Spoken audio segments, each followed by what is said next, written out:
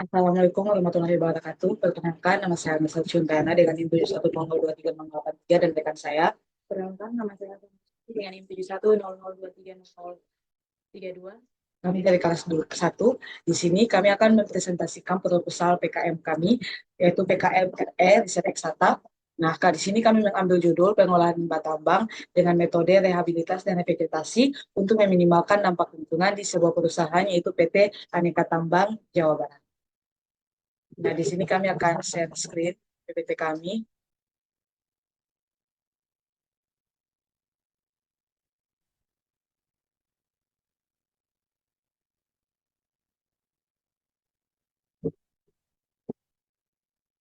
Nah, seperti yang sudah dikenalkan, dijelaskan di awal, bahwa judul kami itu pengolahan limbah tambang dengan metode stabilitas dan revegetasi untuk meminimalkan dampak lingkungan di PT Antam Jawa Barat.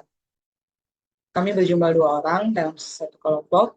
Nah, ada 4 bab dalam proposal kami, yang pertama itu pendahuluan. Sebelum adanya pendahuluan, kami menyediakan daftar isi, daftar gambar, dan di bagian akhir ada daftar pustaka dan daftar lampiran. Nah, yang pertama itu latar belakang atau 1.1.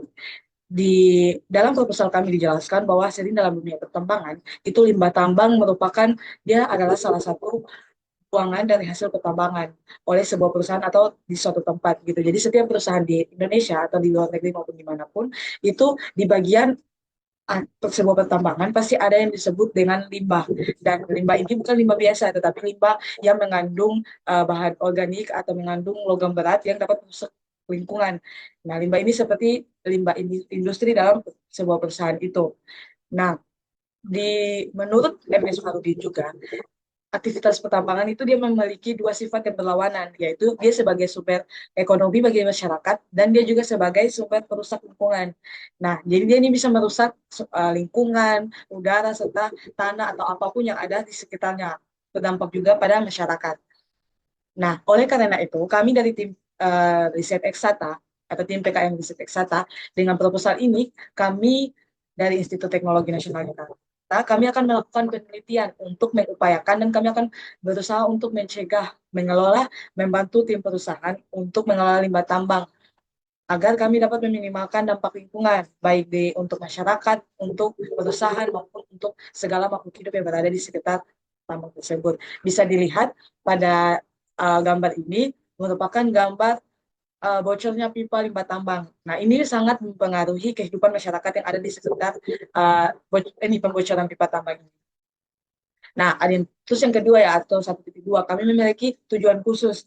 Jadi, tujuan khusus ini kami paparkan untuk yang pertama untuk menjaga lingkungan di sekitar situ dari dampak buruk. Seperti dibilang di awal, ada dampak buruk dan dampak negatif. Nah, di sini kami akan berusaha untuk menjaga lingkungan dari dampak buruk limbah tambang. Terus kami akan meminimalkan dampak limbah tambang bagi orang-orang di sekitar situ, masyarakat maupun orang-orang di perusahaan, karyawan-karyawan di perusahaan di sekitar perusahaan itu. Terus manfaat kami dalam melakukan proposal ini, dalam kalau melakukan penelitian ini, kami memiliki 2 metode. Untuk itu kami ingin mengoptimalkan metode itu, yaitu metode vegetasi dan metode rehabilitasi untuk mengelola limbah. Terus kami akan meningkatkan kebersihan dan kesehatan yang terutama bagi masyarakat. Terus urgensi yang kami ambil dalam riset ini, yaitu yang pertama kami akan urgensinya terhadap dampak bagi lingkungan dan dampak bagi perusahaan serta kesehatan kenyamanan masyarakat yang ada. Terus temuan yang kami targetkan dalam mengelola limbah tambang ini, temuan yang kami targetkan itu kami menggunakan 2 metode, yaitu metode rehabilitas dan metode revegetasi. Terus kontribusi yang kami dapatkan saat kami melakukan penelitian ini, kami bisa menambah pengetahuan tentang apa baiknya sih, apa dampak baik dan dampak buruk dari limbah sebuah perusahaan tambang. Terus kami akan mengurangi risiko agar semua masyarakat perusahaan yang ada di tempat tersebut bisa nyaman. Terus kami akan menerapkan metode yang baru, baru yang dapat membantu pengolahan limbah tambang. Terus luaran riset ini, kami melakukan penelitian proposal ini agar kami dapat memenuhi syarat kelulusan kami di mata kuliah pengembangan kreativitas mahasiswa. Nah, kami akan masuk ke bab 2. Untuk bab 2 mungkin akan dijelaskan oleh rekan saya. Baik, di sini saya akan menjelaskan dari bab 2 ada tinjauan pustaka, yaitu limbah pertambangan. Salah satu dari banyaknya limbah pertambangan yang merusak lingkungan yang dihasilkan oleh limbah pertambangan, itu salah satunya adalah limbah tailing. Itu menurut Ambar Sari 2017. Dijelaskan sedikit bahwa limbah tailing adalah ampas dari sisa pengolahan bahan galian pertambangan.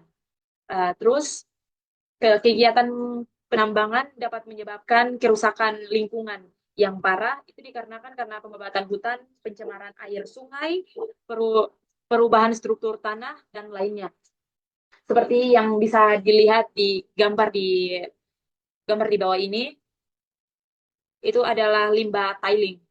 Kita masuk di jenis-jenis limbah pertambangan yang ada di PT Aneka Tambang. Itu ada 3 jenis limbah, yaitu ada limbah padat, limbah cair, dan limbah gas. Di limbah padat itu ada tiling. Tiling itu merupakan material yang belum terpisah dari emas, sedangkan batuan sisa sendiri itu dia batuan yang tidak mengandung emas.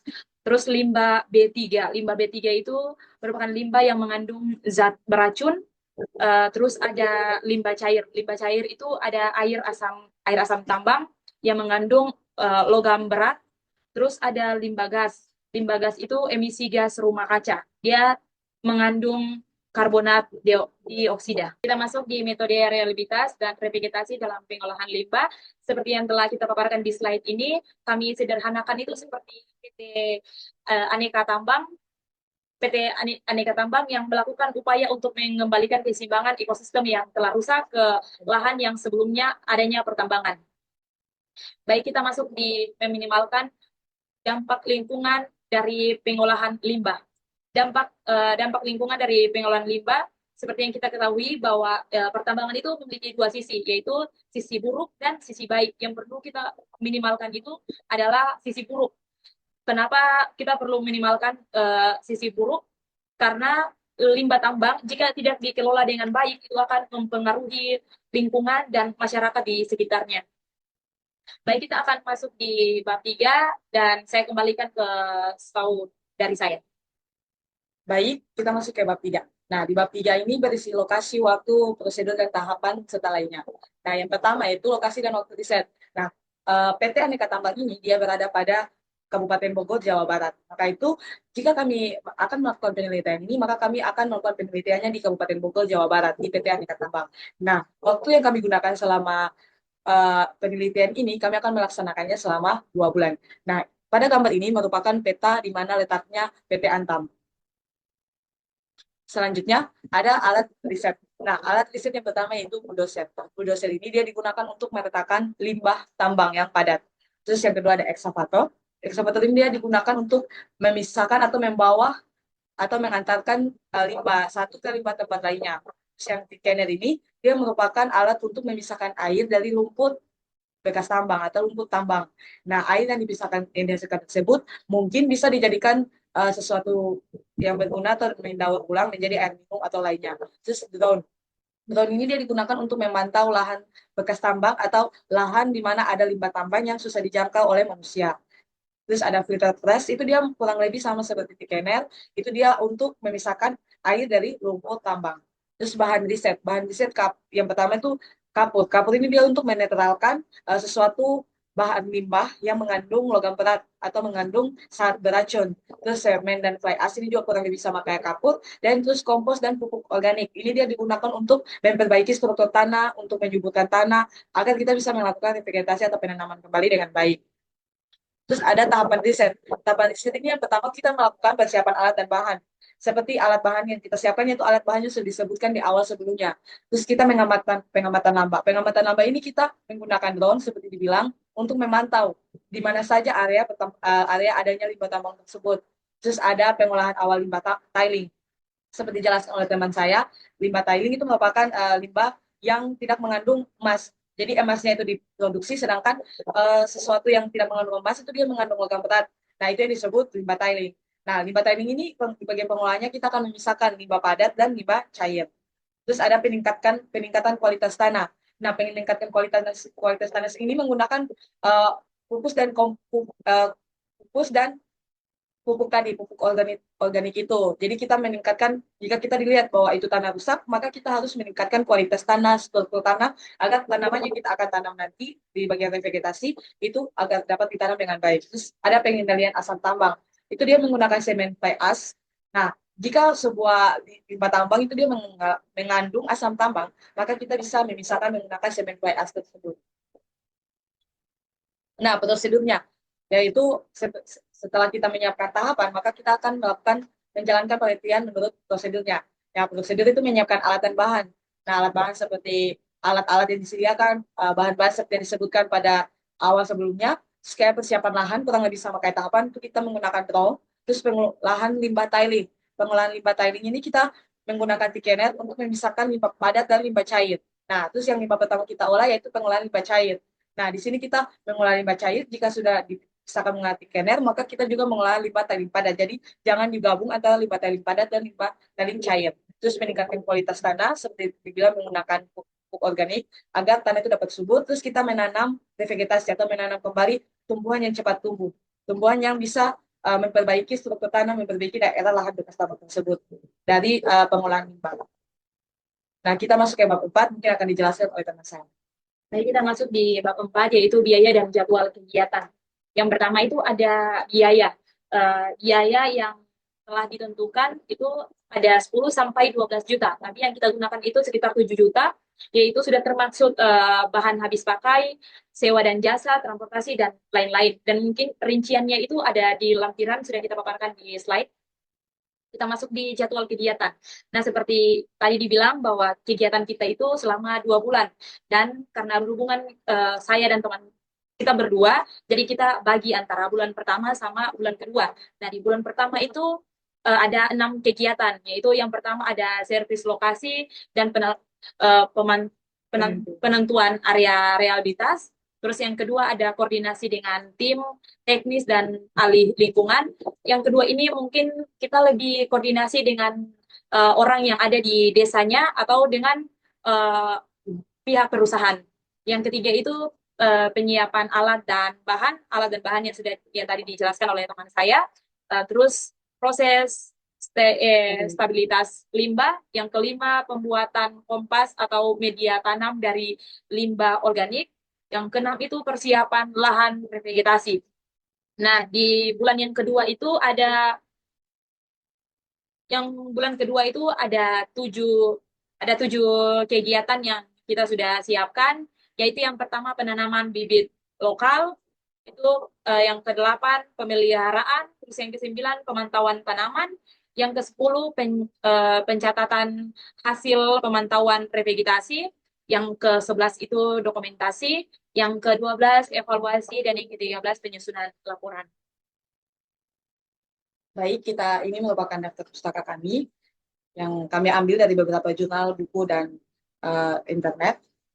Nah, ini merupakan lampiran kami. Jadi ada 3 lampiran yang kami sediakan, yaitu lampiran pertama itu biodata ketua, anggota, beserta dosen pendamping kami. Nah, di sini sudah tertera identitas kami masing-masing, ada identitas saya dan anggota saya. Terus karena kami ada memiliki 2 dosen, maka kami membuat biodata dari dosen pendamping kami sebut dengan pendamping 1 maupun pendamping 2. Nah, di sini merupakan justifikasi anggaran dana yang sudah dibilang oleh teman saya tadi bahwa ini merupakan rinciannya. Jadi ada untuk belanja itu kami ada buku, pulpen, helm, sepatu safety, rompi safety, kacamata safety, masker, gas ransel, serta harga per buahnya, harga satuannya, dan untuk totalnya. Jadi ini merupakan bahan-bahan alat-alat yang akan kami belanjakan untuk diri kami sendiri, untuk keamanan diri kami sendiri. Itu totalnya 2 juta lebih. Terus ada untuk belanja sewa dan jasa. Jadi sewa alat itu mungkin ada alat yang akan kami perlukan, bisa kami sewa. Terus ada pemandu atau penunjuk alamat. Jadi karena kami baru pertama datang di tempat sana, mungkin kami akan menyewa orang untuk bisa mengantarkan kami ke perusahaan yang akan kami tuju. Terus ada sewa tempat tinggal, karena di sana kami tidak mempunyai keluarga atau kenalan, maka mungkin kami akan sewa tempat tinggal selama 2 bulan kami di sana. Terus untuk transportasi, itu merupakan transportasi pesawat, itu transportasi pulang pergi, terus perjalanan mungkin dari desa ke perusahaan atau sekitarnya. Terus ada kami juga konsumsi selama 2 bulan itu, dan ada alat kebersihan kami. Terus itu merupakan 7.620. Nah, ini merupakan di bagian lampiran 3 ada susunan tim pelaksanaan dan pembagian tugas. Ini merupakan kami berdua beserta alokasi waktu dan uraian tugas yang akan kami koordinir, kami laksanakan selama penelitian tersebut. Baik, mungkin itu kurang lebih presentasi kami, kurang lebih mohon maaf jika ada salah kata dan terima kasih. Terima kasih.